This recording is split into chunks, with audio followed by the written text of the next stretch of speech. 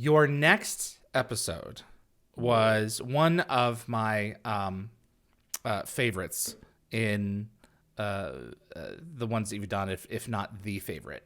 And I have the story that you've told, and I'll want you to tell it again in terms of this character.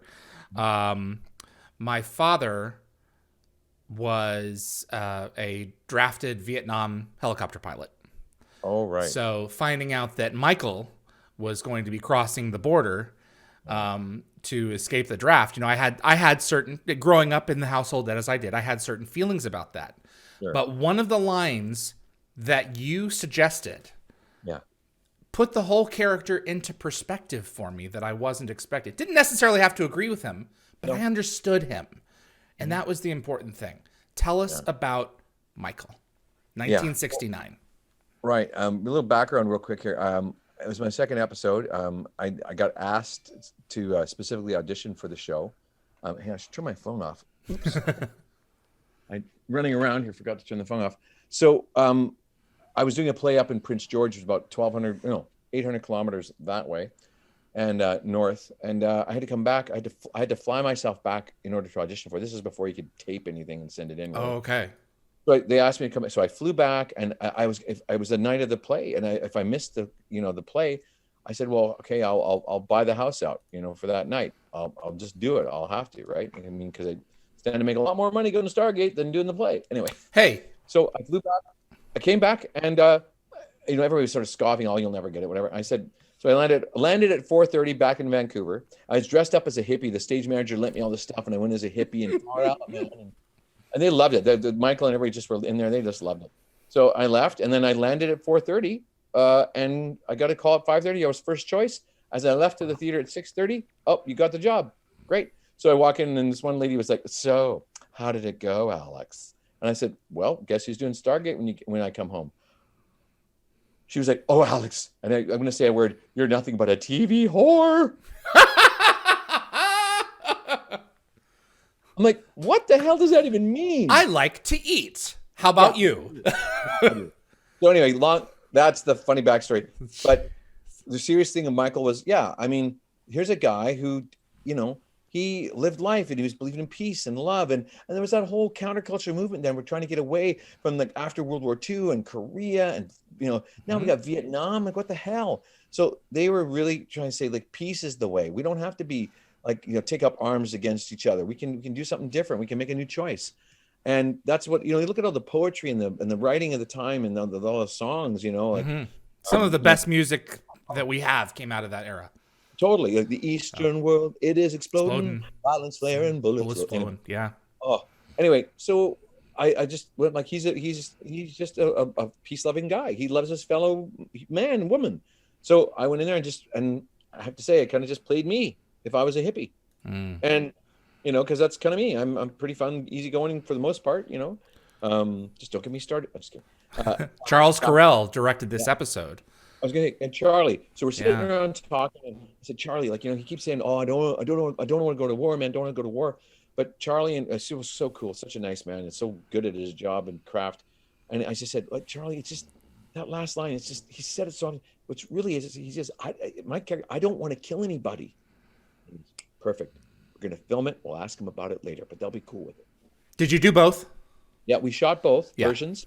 And so they were cool with it. And Michael and John and the others, they made the call and they put that in because that's really what was behind it. Because let's face it, nobody wants to go to war. I mean, ever. But if you have to, then you have to, right? That's a different circumstance. Yeah. That's a different circumstance. Yeah. But certainly nobody want to willfully kill any other human being ever. Yeah. So when it came down to it, he said, that's just it. I don't want to kill anybody.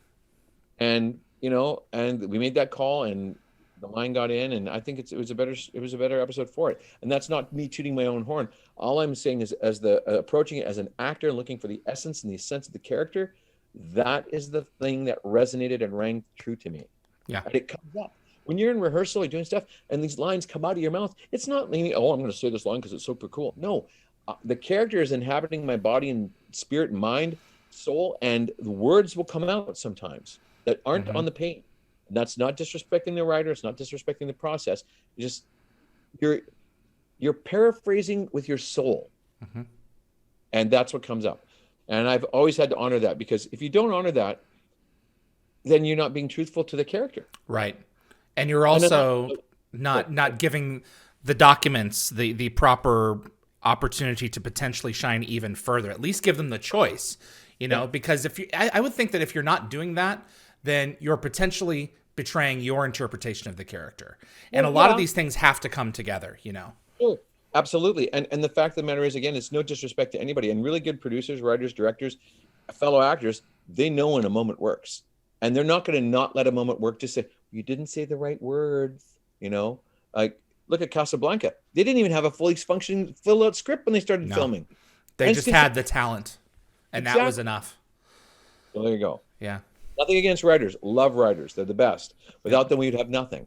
But I'm just saying, a good writer will see a good line and say, yeah, that works better. Do it. Yep. Absolutely. Brad Wright would often Oh, Brad too. Forgive me. Brad would have approved that for sure. oh, absolutely. No, he would. He was always he was never precious on really specific lines of dialogue. He was always up for saying, if you can make it better, great. To change it just to change it, that's something else. But if Ego. it's right. Yeah, if you're having an active intent of, I really want to service the text, and Yep. this is an idea that I have, just film it and throw it out if it doesn't work, Yeah. because some things don't always work in editing. So when Absolutely. you see other things together. Yeah, when you piece a performance together, like you see the different, and a classic example and the best example I think is when from The Untouchables with Sean Connery, the infamous like collar close, collar open, collar close, collar open. He did this scene when he says, you want to get to Capone. You want to get to Capone. He brings a knife, you bring a gun. That's it. Anyway, but there's a whole like a series of I can't remember, and his collar's open and closed and open and closed and open and closed. But see, elements of each run were better than the elements of Right. one of the whole of the other. So they cut it together, and there's a prime example where like good stuff comes from all over the place. Right. Doesn't necessarily the best take isn't the flowing at once, is spikes, and it kind of and that's good, and then and that's good, and then the other take, those lows are actually higher. Yeah. So anyway, It's you have to sometimes sacrifice continuity. One of my favorite comedy films, is Music and Lyrics, and there's a scene with Drew Barrymore sitting in the cafe with Hugh Grant, and her cup is either at her mouth, she's sipping, or it's sitting there constantly. But it was the right balance of moments to make it work. So you have to look. If you just stare at the cup, it'll drive you nuts, like his shirt collar as well. It just has to. You have to make the best moment that you can with the information that you have. yeah, it's suspension of disbelief. To really go to another world, to live there, you suspend your disbelief. Because let's face it, even like right now, like this little camera that's capturing me, well, this is not real. All this is real. You know what I mean? Right. Like I'm giving you a selection of my reality right now. So when you see this, or in a film, and when we watch film, we suspend the disbelief, because we know, like tap tap tap, like just outside the barriers of the frame, there's like 150 people standing there with lights and On a cameras. set, yeah. Yeah, that, but we watch it because we want to experience something vicariously that we'll never get to experience. How many of us are going to get to go to space? I'm sorry, I'm not a billionaire. I don't have the recreational funds to go do a little loop around the world or the moon. So I've traveled in space 1,000 million times, and I love it. Because You've raced. What are you talking about? You've raced in space. I've raced in space. Anyway, moving on. That's great. Yeah, terrific episode, a classic to this day, and I think Michael and Jenny are Ember Rothwell. Big part of that. She was delightful. I really love your hair. I have to show you. I've got it somewhere here, but I actually had hair like that. Really? I had longer. My head used to get perfect spirals, like Shirley Temple curls. Okay. My hair was about down to here, like mid chest beyond. When I cut it in I think I grew it for 5 years once straight, and I cut my COVID hair, went for about a year. I cut my hair, it was about that long, about 5 weeks ago. But yeah, I know I had the full on. That's the first time in my life when I really needed a long wig, because I usually have my hair fairly long. Anyway, but they had to put extensions in me. No, I did extensions for that, and I did extensions for King Midas on Once Upon a Time. But so many times my head's been so long. Midas. Yeah. I loved Anyway. that show. Thank you for watching this clip from Dial the Gate. If you enjoyed the video, please consider giving us a thumbs up with that like button. It will encourage the algorithm to show this to other Stargate fans. Also, please consider sending this to a fellow Stargate friend. I also want to invite you to subscribe to future episodes right here on YouTube. We are a live show, so changes are likely to happen all the time. And if you plan on joining us live, you'll want to be the first to know. Be sure to visit dialthegate.com for the complete guest schedule so you'll know when to join us and ask your very own questions to our guests. See you on the other side.